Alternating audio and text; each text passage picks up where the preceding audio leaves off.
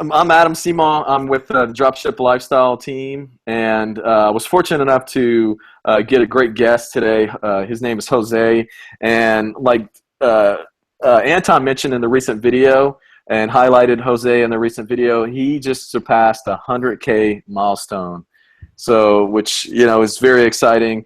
Those numbers are no joke. You can't really dispute those. So it's just one of those things where it takes great mindset. You keep pushing and work the system. So I wanted to talk a little bit to Jose. Maybe we'll have some questions coming in and kind of go from there. So Jose, nice to meet you. Thanks for your time Nice today. to meet you, Adam. Thank you so much. Thank you, everyone.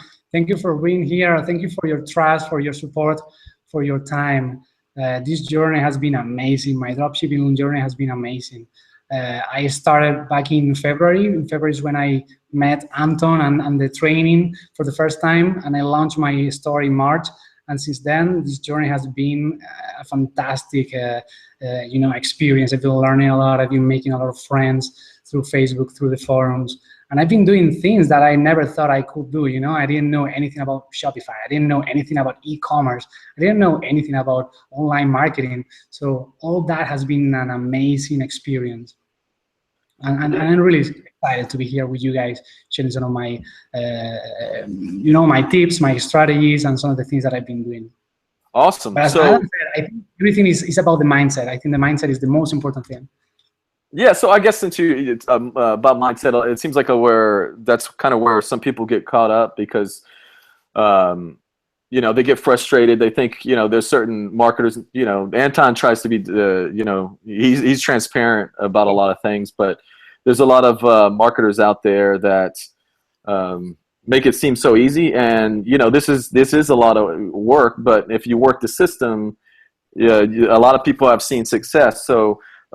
If you could talk a little bit about the mindset of that you have and what you've used to push through. Yeah, absolutely. I think that's very, very important. And I don't really believe that people fail. The problem is that, as you said, it's not that easy.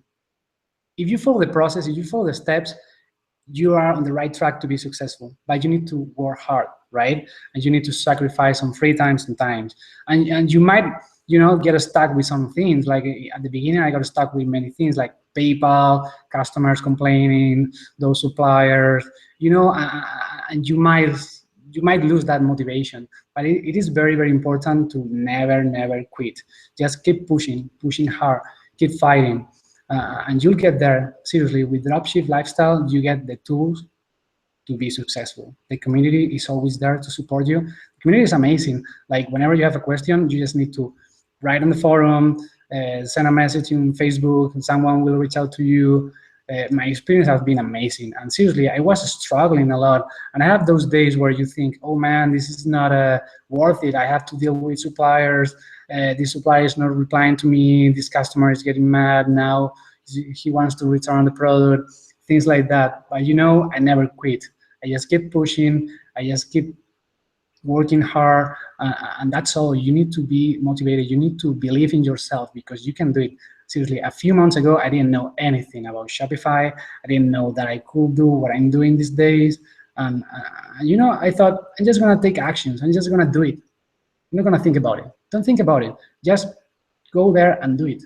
And believe in yourself because you can do it. Hey, Adam. We're missing you.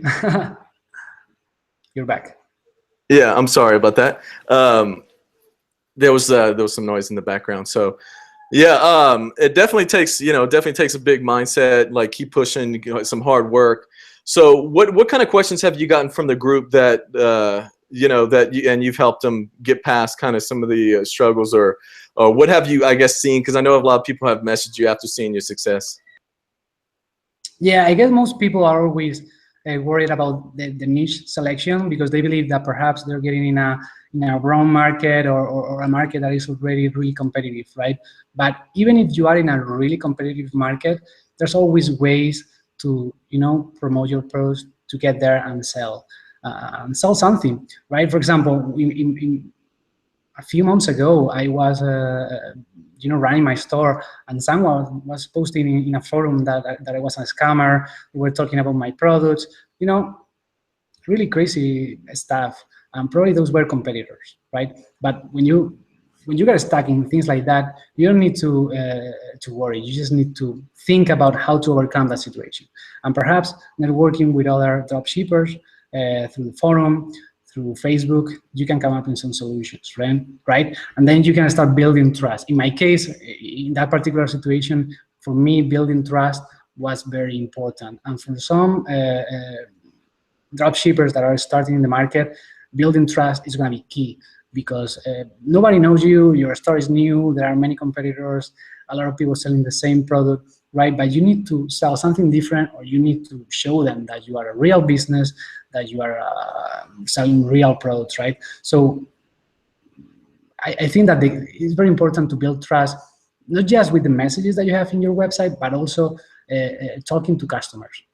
Try to engage with them. If you have someone asking you about something, go far beyond and ask, hey, how was your experience with my store? Did you find any issue? Did you find the checkout process easy? Would you change something? What would you like to have in this product, right? I've been asking my customers all the time. I've been sending them surveys about their experiences, not just asking them for reviews, but more about how was the process of, purchasing something in my store, how did they find me, and things like that, or what other products they would like to see, because sometimes you might get some really good feedback. So just keep pushing, try to be innovative, try to think about new ways to get in that market. I understand that sometimes some markets are really, really difficult. And let me tell you something, I'm not using PLAs right now. Most of my traffic is coming from SEO, because I've been building really good content, and also because I was able to partner up with some bloggers. So when you don't know how to get in that market, you have to be a little bit innovative. So for example, one thing that I did was to start reaching out to bloggers through Twitter, through their blogs, through their websites. I probably sent emails to 15, 20 bloggers. And most people said, no, I don't know you, your store is really small, I'm not gonna promote your products. But I was able to partner up with a couple of guys who've been helping me to create some good posts about some of my products. And seriously, I've been driving a lot of traffic from them. And that was a really good strategy. And after that, I've been also building content. But those strategies might not work for everybody, right? Because you don't want to bring a lot of traffic from SEO that maybe perhaps it's not gonna convert well. But in my particular case, content was important because I have some products where people do a lot of research, and I thought that I prefer to have those potential customers researching in my store than researching in someone else's store, So for me, those strategies were good ideas to start working on building trust and getting in that market, because nobody knows you, nobody knows your store, and everybody's gonna go to Amazon, right? But if you are in a blog, if someone in Twitter is talking about you, that means that someone else is trusting you, right? So for me, that strategy was really, really powerful. Yeah, that's awesome. So how did you find that strategy, and how many strategies did you go through to find that the guest post and start drawing traffic to your site that way organically? It sounds like, and it sounds like I know you mentioned that it might not work for everybody, but kind of how many traffic strategies did you go through to find the one that's working today? And if you could expound a little bit more on the strategy. Yeah, as I told you, working with bloggers was very important for me, because that was helping me to build trust, right? And then I started getting some customers slowly, little by little, and I was getting more traffic. And then interacting with my customers, asking them more about, hey, what would you like to know? Did you have any problem using this product? Is there something else that you would like to know? I was able to identify some specific keywords and things that they were researching all the time online. And then I started building content about that, for example. But I've been using other strategies, right? Like I've been trying advertising networks, things like that. But still, I believe that if you can partner up with someone like a blogger or an influencer in social media, that's going to help you a lot, because that means that someone is trusting you. So then a second person will come and trust you. Great. Yes. No, I've seen that strategy work for other people. And I know you said at the beginning you were kind of new to marketing and new to this. So it sounds like you hit a good stride with finding other people to leverage to help grow your traffic and then form Yeah. symbiotic relationships with them to help everybody, it sounds like. Yeah, for So example, good I job. have some customers asking me, hey, how do I know that you are a real business? How do I know that you're not a scammer? Because in my niche, in my market, there were some scammers. I didn't know that when I was doing research, right? But apparently some people got scammed. So some customers were asking me, how do I know that you are real, that you're gonna sell me a real product? So you know what I did? I talked to a couple of suppliers and they were able to write some kind of recommendations. So I was able to forward those PDFs to those customers, right? And that was the best way to build trust with those customers, to tell them, hey, I'm selling this product. This is a real product. I'm selling this product from the manufacturer, from the real suppliers. I guarantee that this product is high quality and you're not going to have any issue. And if not, you can return it. It takes some time. It takes some crazy ideas, but you can make it. Yeah, for sure, for sure. So I really like it. So we might have to leverage that on for some content for our site. So by the way, everyone, Jose is one of our newest ambassadors. So you're going to be seeing some more content, some more questions being answered by him. The ambassador program was announced this past week, and it's going to most probably include around 20 people, 30 people. It depends on whatever makes sense. But we're going to be leveraging them for some content to help the community and bring dropship lifestyle and beyond to the next level. So any of your feedback is helpful. Jose is actually getting some good feedback, and we're all getting feedback to include into 5.0, which is hopefully going to be released in the next couple months. So that might be some good angles that we could kind of leverage and expound upon for the course a little bit. So we'll have to pick your brain a little bit more when we. That's going to be amazing. Yeah, I'm more than happy to help. Hopefully I can help a lot of people. Yeah.